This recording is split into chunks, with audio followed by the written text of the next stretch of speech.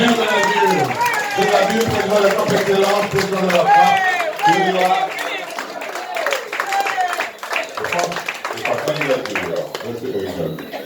Merci Georges, merci à la population de Beau-Soleil et l'événement d'être présent à notre réunion d'information, d'échange, de soutien et de mobilisation. Donc, il s'agit surtout, la circonstance à un mois pratiquement du premier tour des élections municipales et pour Cap Excellence communautaire, de soutien et de mobilisation de bien chercher ici. À l'occasion de tenir des réunions pour parler des problèmes de quartier, on en fera d'autres, sans doute après les élections.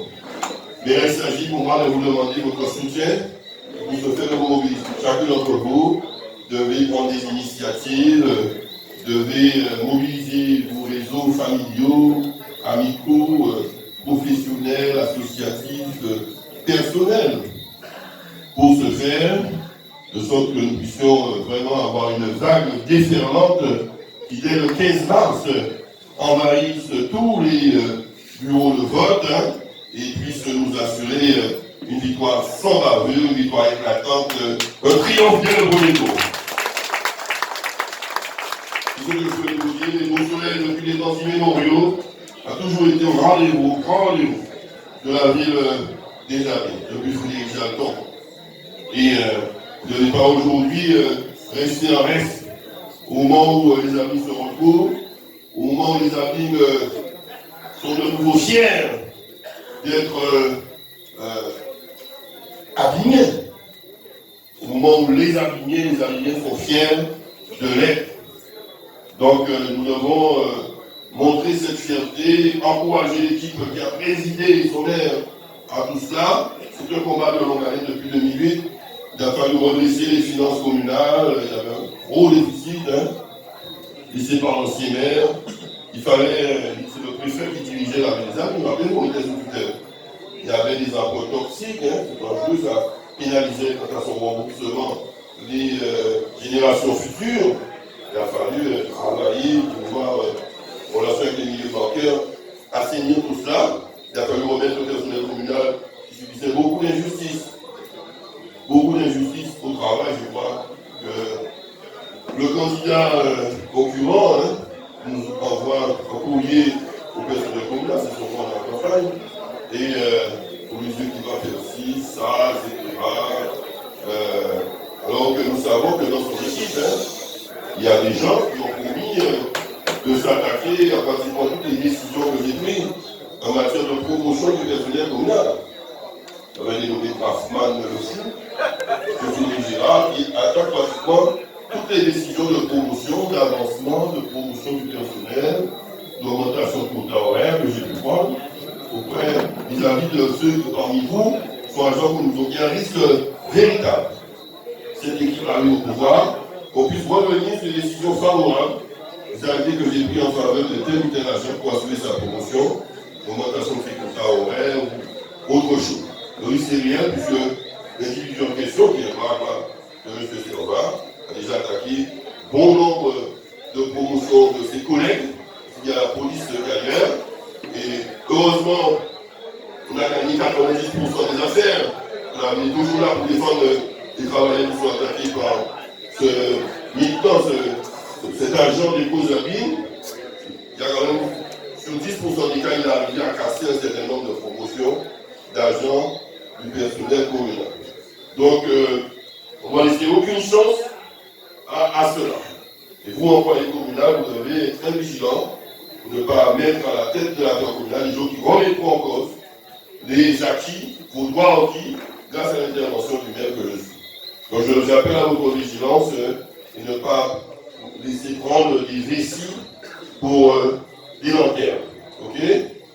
Donc là, il y a une vigilance à avoir et nous serons à vos côtés pour pouvoir vous éclairer là-dessus. Alors nous sommes ici dans un secteur rural, c'est la campagne. Nous avons 55 000 à peu près habitants à Abîme, 12 à 13 000 constituent ce qu'on appelle les enfants à Abîme, c'est là de la ruralité. La campagne au soleil est en plein grand fond. Et nous avons développé déjà les politiques publiques qui vous concernent. À côté de la rénovation urbaine, les éléments encore le goût, les gens changent. À côté la conciliation, ce qu'on a entendu le directeur, au ministère de la Major, la rénovation du grand poisson, ça continue. Hein. Et on va devoir attaquer aussi sur le sud Vieux-Bourg à Ville. Mais le Bourg, on va attaquer aussi pour les Bourg, mais il y a aussi cette partie, ce quart, en termes de population de la ville des Abîmes, que constituent les grands fonds, l'est de la ville des Abîmes, donc au soleil, il faut traiter.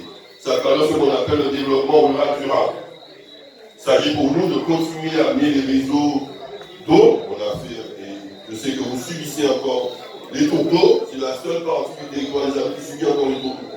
Nous avons délivré 43 000 à peu près habitants des Abîmes, essentiellement du sud, du centre des Abîmes, des tours d'eau. Grâce à notre action, la modernisation de l'usine de nickel qui appartient à haute excellence, des traitements comme les renouvellements de canalisation.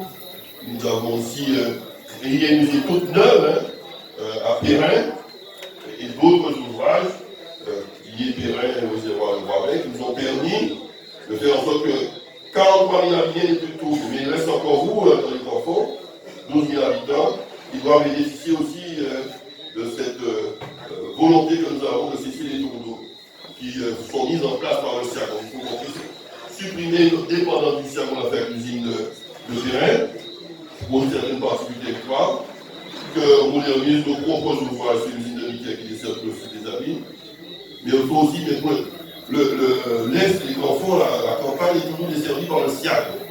L'usine de Nicaragua qui a du SIAC, le réseau du SIAC qui amène l'eau vers vous. Donc il y a des travaux que nous devons faire avec le plan d'urgence, avec d'autres partenaires, pour pouvoir améliorer le réseau d'eau du SIAC qui amène l'eau vers notamment les enfants, mais jusqu'à la Désira d'ailleurs, en passant par toutes les communes de la Riviera du Levant. Donc ça, ce sont des travaux qui doivent être mis en place courant 2020. Et nous espérons avant la fin 2020 qu'à leur tour, les 12 000 habitants des grands fonds des Abîmes n'aient plus le tour. Donc nous sommes dessus, il faut nous faire confiance, on a fait la preuve de notre efficacité à ce niveau. Donc nous allons continuer à amener l'eau de qualité et quantité en régularité dans ce secteur nouveau de la ville des Abîmes. Nous allons continuer à développer le réseau de transport, vous avez vu les Orange Carolis, on va faire en sorte qu'il y ait un maximum de frais camarades, etc. Pour ça, c'est le dossier de Dominique Diras, on va continuer à travailler dans ce sens. Il y a ce qu'on appelle le désenclavement numérique pour accéder à Internet, au débit, très haut débit. Certaines zones en sont dépourvues dans la campagne. Magali Marcin, qui était là tout à l'heure, s'en charge de sa spécialité, le travail en France, sa délégation numérique au niveau de la ville des Abîmes. Nous espérons d'ici les prochains mois, faire en sorte qu'il n'y ait plus de zones blanches, c'est-à-dire plus de difficultés pour vous aussi d'accéder à Internet ou aux différents débits qui sont bleus, sur les secteurs ruraux de la ville des Abîmes. C'est aussi un chantier que nous avons développé. Nous avons aussi tout ce qui concerne l'éclairage public, c'est-à-dire à éclairer les routes, réparer évidemment la maintenance, on n'a pas l'idée qui tombe en panne, il faut les réparer, on le fait. Il faut renforcer le personnel d'ailleurs, le service simplicité de la ville des Abîmes, les jeunes pour un public en la matière. Mais il faut aussi renforcer l'éclairage un peu partout sur le territoire, sur les voiries communales évidemment, mais aussi sur un certain nombre d'axes privés, familiaux. Il faut le faire aussi comme il faut faire les routes aussi, sur ces secteurs privés familiaux. On le fait sur les grands axes communaux, les routes communales, la chaussée, les trottoirs, les accompagnements véhiculés, l'assainissement pluvial pour que l'eau soit bien évacuée, les pluies. Et nous nous rendons pour ces travaux de voirie, parce que la voirie c'est à la fois la route, la chaussée, le mouvement, c'est des trottoirs, c'est des accompagnements véhiculés, c'est-à-dire des trottoirs mais qui sont au même niveau que la route. Et c'est aussi l'éclairage public. Tout ça, ça s'appelle la voirie. Ok? Et pour ces travaux de voirie, on peut intervenir sur les routes communales. La voirie communale n'est pas connue, c'est notre compétence. Et il y a ce qui a fait ce qu'on appelle les voiries privées, familiales. Beaucoup, quand on quitte les départementales, que ce soit la départementale qui traverse le Ravin, que ce soit celle qui traverse le château, ok? Et quand on quitte les départementales à droite ou à gauche, on pénètre sur les terrains familiaux. C'est quoi la commune d'attaque? Ok? Il y a quelques classes communaux, il y a l'essentiel, ce sont encore les terrains familiaux. Et là, nous nous heurtons à l'opposition l'ancien conseiller municipal, hein, qui est aujourd'hui député, M. Servat, qui depuis 2014 nous attend. On a commencé en 2011 à faire ces travaux-là. Hein. Vous êtes aujourd'hui à peu près de 400 hein, en dehors de ça. On a commencé entre 2011 et 2014 à satisfaire une bonne centaine de personnes. On a fait ces travaux pour permettre aux personnes âgées d'être soignées, que les infirmières arrivent, évidemment, sans avoir besoin d'avoir 4 cartes pour l'agent militaire pour accéder au domicile. En cas d'incendie ou en cas de difficulté, hein, des soins d'urgence, où les secours puissent accéder très rapidement à votre domicile. Donc, surtout nous paraissait d'intérêt public. Donc, on a fait, répondu à vos demandes, on avait fait les dents. Cette ligne a été cassée depuis 2014, on vous a attaqué en justice, monsieur le député, il n'était pas encore député. Et nous avons un procès. Il y a des enquêtes, l'entrepreneur qui faisait des travaux a été écouté, on a apporté la chose sur les médias. Mais c'est surtout dans le cadre de cette procédure où les questions nous reprochent de faire des travaux privés. Il ne veut pas qu'on intervienne sur le terrain. Pour amener l'eau, pour amener faire des routes qui nous permettent d'accéder à une route de mer sur les terrains familiaux. Donc c'est la quadrature des cercles, donc pratiquement une mandature depuis laquelle on ne peut pas intervenir sur ce type de. On attend la décision du juge. Parfois le juge va dire bon, on fait enquête, bon, le juge attend la fait ça pour sa famille, les petits copains, les petites copines, ok, c'est pour tout le monde, un peu tout le monde, hein, c'est une vieille personne, les malades, pour la sécurité des gens, pour plus d'incendie, au risque sanitaire, et tous ces travaux, après tout, sont dans le domaine public. La population n'a pas les moyens de faire ça. Ce pays, il y a tant de personnes en difficulté. Si le juge est dans cet état d'esprit, il va nous dire, bon, voilà, si on va pas donner de suite à cette plainte de M. Servat. Si le juge est carré, etc., il va discuter, il va le faire, malheureux, pas malheureux, je suis M. Servat, vous n'avez pas le droit de faire ça. Et on risque de me condamner pour les centaines d'interventions que nous avons déjà faites à votre demande avec des pétitions de plusieurs noms, etc., en nous rappelant que vous votez, que vous payez les impôts, vous avez dit, beaucoup de voix, vous menacez parfois même de ne pas voter, ça ne fait pas la route. Moi, je suis en face de la justice. Soit je vous fais plaisir, mais je prends un risque au niveau de la justice, soit j'attends la décision judiciaire. Ces deux solutions me paraissent plus sages. Et bon, nous espérons que très prochainement la justice va trancher dans cette affaire et qu'on sera autorisé à continuer. Comme on l'a fait en 2011 et 2014, on pourra continuer à vous aider à traiter les 300 autres demandes qui restent à traiter concernant ces terrains, ces routes, ces travaux sur les terrains privés, familiaux. Ok, donc comprenez que je ne peux pas encore satisfaire votre demande. Même si vous avez des droits chez vous, même si vous payez des impôts, je ne veux pas aller à fond travail. Ok? Vous êtes bien gentil. Je vous aime. Je m'aime un peu plus que vous. Ok? J'ai une fille et à la maison contre moi. C'est majeur. Qui est un père. Ils sont en prison. Ok? Parce qu'il a voulu faire plaisir à son peuple. En faisant pas attention à la loi. Donc je dois faire attention, les avocats m'ont dit stop, en 2014, on arrive. Donc il faut attendre la décision de justice. J'ai demandé au député d'enlever son procès, sa plainte, il n'a pas fait. Mais en même temps, il va avoir les gens concernant ça, mais vous demandez la première fait. C'est la démagogie à l'État. C'est la méchanceté concernant la population. Donc, vous devez comprendre ça, hein, et je pense que vous l'avez compris. Donc, on va continuer le développement de valeurs durables. Hein. Il y a des équipements d'accompagnement, on n'a pas beaucoup tiré ici pour construire par les poteaux, châteaux, à Beausoleil, il n'y a pas de terrain. On a deux grands projets quand même sur Château et sur le site de l'ancienne école. On va faire un complexe administratif, associatif, culturel, commercial. Où est-ce qu'il y a des administrations avec de mairie, police, annexe de police, locaux pour les associations, dentistes, boulangers, on fait pas des locaux commerciaux, des structures professionnelles. De sorte que dans ces quartiers ruraux, il y a aussi quelques équipements d'accompagnement pour pouvoir assurer l'attractivité de ces territoires. Ne pas être indépendant pour ce nombre de démarches administratives, de courses, commerciales, de catégories, etc. Pour pouvoir avoir ça le plus près possible. Enfin, la chose également sur Chauvel. Ok? Donc, nous avons notre souci de ce développement rural durable des campagnes. En même temps qu'on fait la rénovation pour le Bourg, Brésil, Poissard, encore, on pense aussi à ces 12 000 habitants de nos campagnes qui ont besoin aussi de développement durable. Voilà. Donc, ça c'est pour l'avenir. Et autrement, que puis-je vous dire qui ne soit pas inutile, c'est que nous avons une adversité très féroce, haineuse. Les gens écrits, graves, traitent pour certains d'eux, même avec des écharpes même de l'opposition.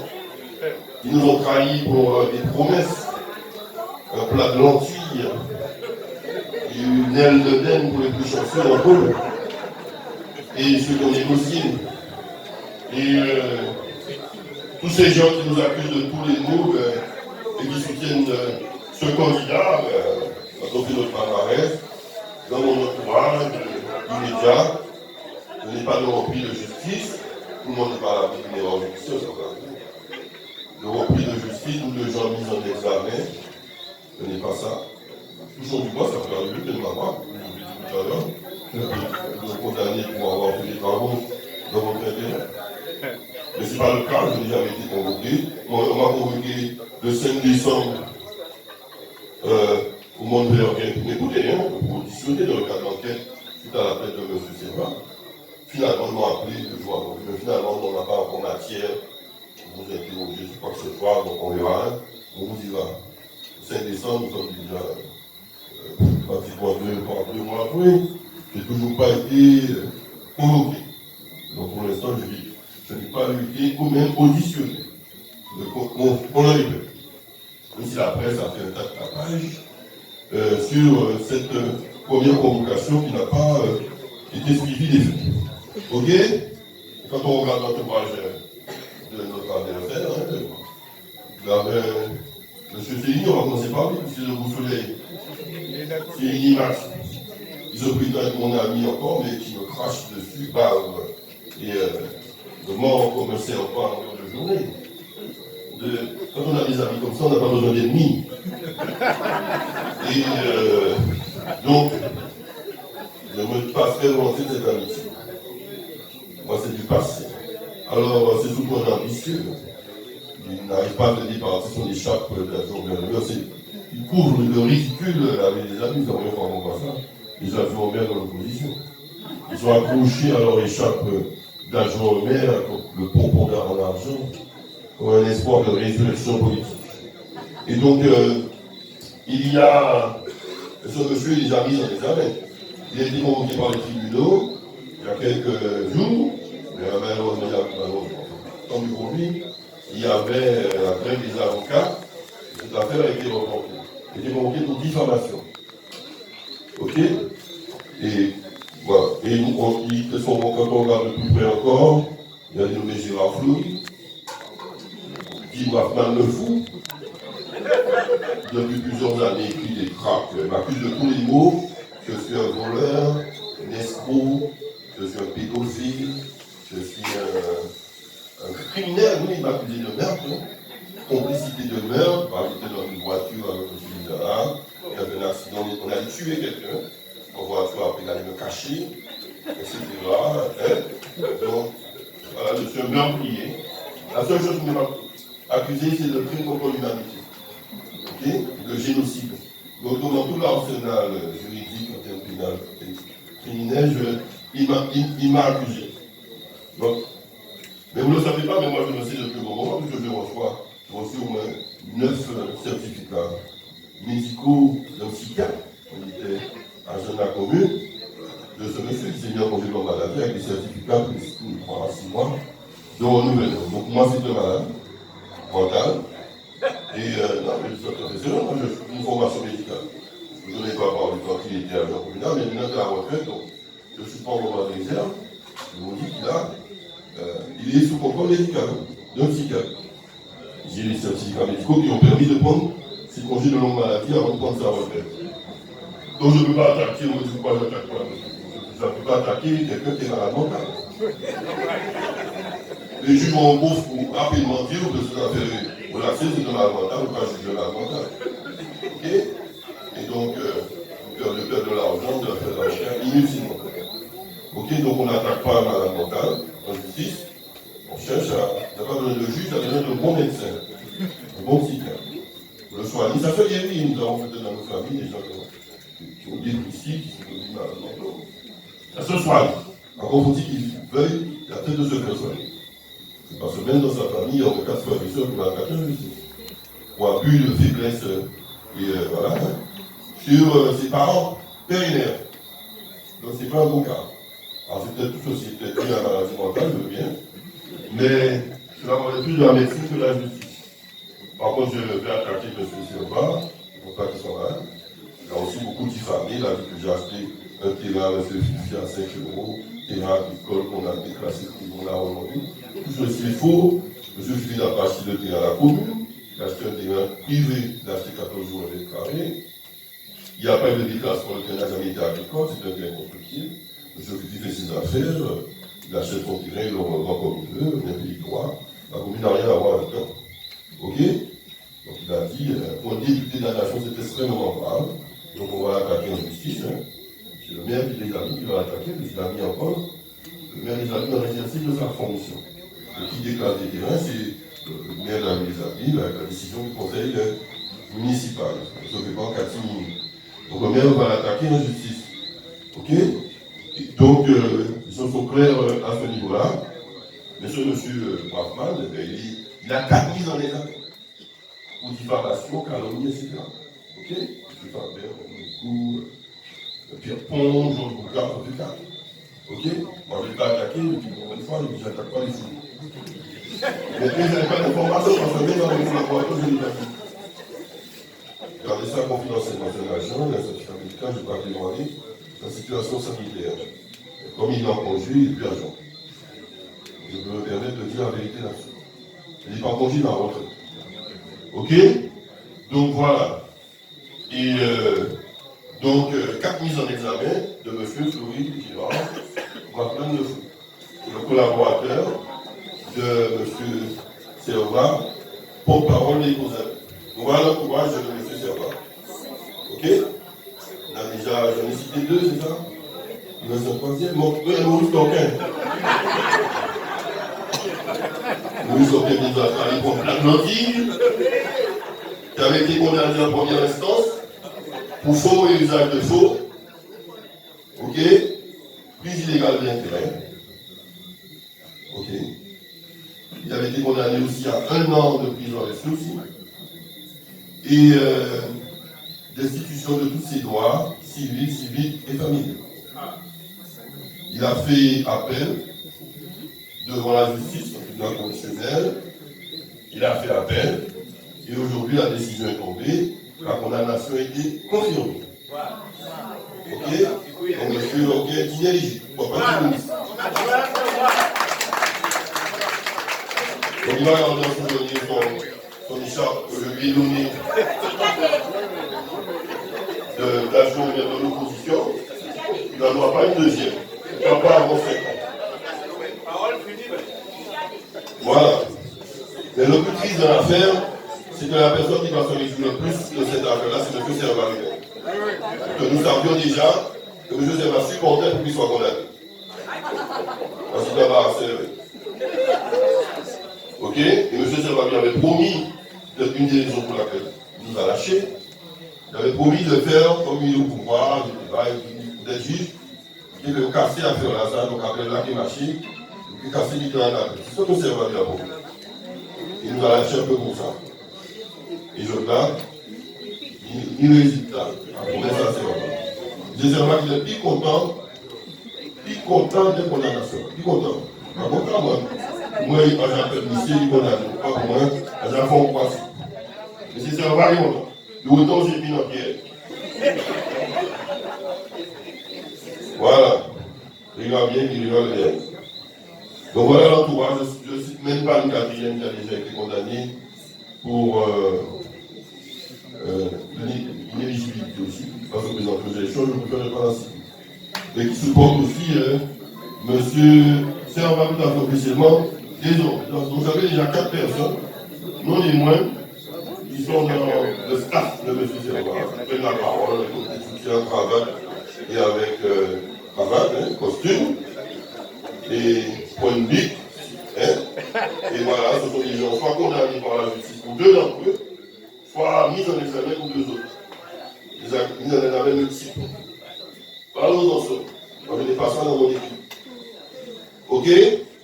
Donc, il faut voir les choses de près, ne pas laisser les uns et les autres, pas prendre des récits pour les gens. Pas vous laisser tromper sous la marchandise.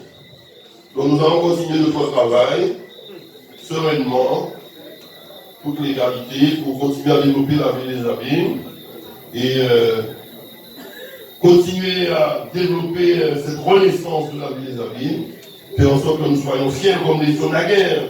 Du temps de Frédéric Jacquemont, quand cette équipe était soudée, avait fait avancer considérablement la ville des abîmes, on était fiers. Une grosse carte des abîmes à l'époque, la nouvelle mairie, le terrain était venu inaugurer, on avait attaqué la rénovation de Boissin, la ville des abîmes connaissait son développement, Boirico, un nouveau quartier de Boirico avait donné.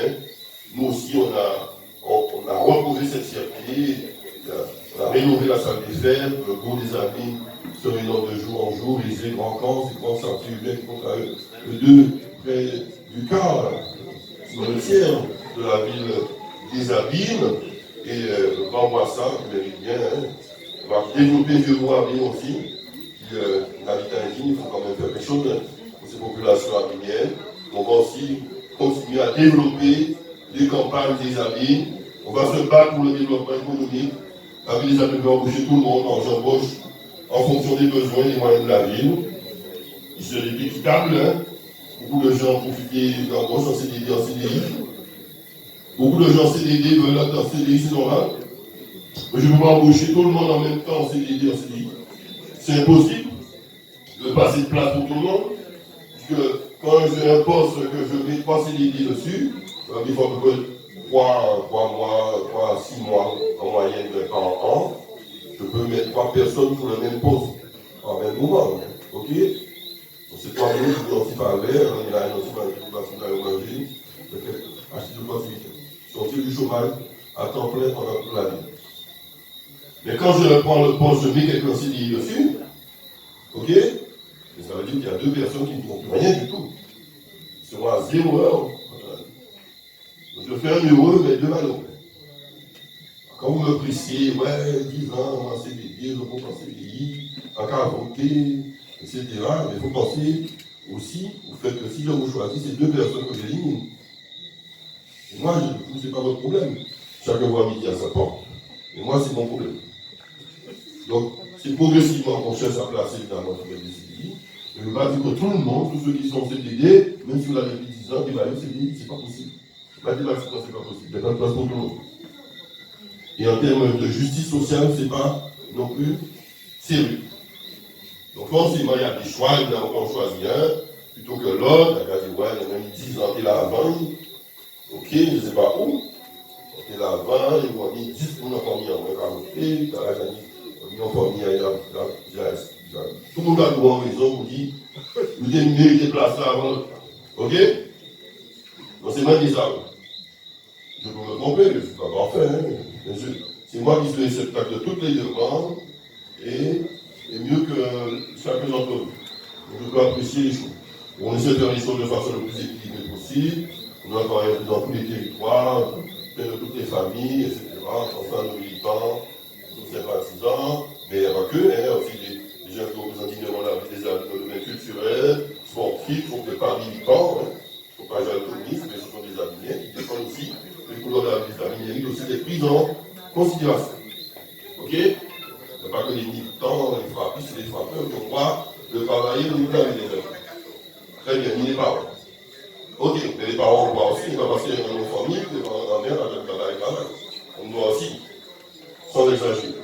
Donc il y a de la place pour tout le monde, au sein des travailleurs de la ville, des habits, du partout où j'ai cette responsabilité à part d'excellence ou d'excellence des écoles, du CRS. Mais nous faisons un beau travail aussi pour pouvoir, avec le pôle fier, notre pôle emploi, pour placer les uns et les autres, au niveau d'autres institutions, que ce soit des services de déploiement des amis, ou des entreprises ou des services de déploiement des amis, nous, ce qu'on veut pas embaucher à la ville, on s'est déplacé par-ci, par-là, il y a des agents qui sont embauchés que pour ça. Donc on fait le maximum pour tous ceux qui écrivent, qui doivent travailler, ne peuvent pas travailler avec des amis. On s'est déplacé dans d'autres administrations, dans d'autres entreprises. Donc on travaille là-dessus et surtout on compte beaucoup sur le développement économique pour créer l'emploi. Donc il faut la zone d'activité Providence qui se développe avec les administrations, les entreprises, tout ça aussi l'occasion de créer des emplois. On a presque fini, encore quelques entreprises qui doivent se payer, il y a encore des entreprises, mais c'est presque fini. On va développer aussi, on va commencer avec la présidence du Gazon de Bourgogne, Petit Pérou et Mont-Vernier. On va même créer des nouvelles entreprises, Petit Pérou, etc. Donc ça va créer de l'emploi, ça va consolider l'emploi existant. Ce sont des zones qui sont plus attractives, à l'hydropoire, les terrasses publiques, l'assainissement pluvial, il n'y aura plus les inondations qu'on connaît dans certains secteurs, Petit Pérou notamment, du Gazon. Et donc, on va créer l'activité de l'emploi avec nos policiers pour pouvoir placer ceux qui me demandent à travailler. Et il y a aussi la Groupa qui va créer 450 emplois. Il y a de la Groupa, c'est un peu le rond-point de terrain, en angle. 450 emplois, mais c'est aussi des salles pour l'animation. Donc maintenant 4 salles, je crois. Et où on pourra faire des mariages, des balles, des séminaires, des colloques, des réunions des assemblées générales d'associations. Il y a vraiment un cadre. Il y a un grand besoin en matière. Au niveau de la des amis, il y a le Faustin, il y a les cantines, il y a. Mais ce n'est pas suffisant. Donc on aura aussi là au moins 4 salles pour les activités diverses des Avigniens. Et les Avigniens dans la plupart, pour des entreprises agro-transformation, ils vont créer l'activité de l'emploi, permettre aux agriculteurs de vendre leurs produits pour se transformer, créer de la valeur ajoutée localement et pouvoir consommer davantage local. Okay? Donc, on a vendu tout ce quartier de terrain va se développer. Beaucoup d'emplois, il y aura un hôtel hospitalier, il y aura un campus universitaire, de facultés, okay? Et il y aura des quartiers nouveaux, avec des logements de toute nature, intermédiaires. Okay? Il y a aussi l'Agua Center, l'ancienne balance, il y aura un sorte de grand centre là, il y aura des commerces.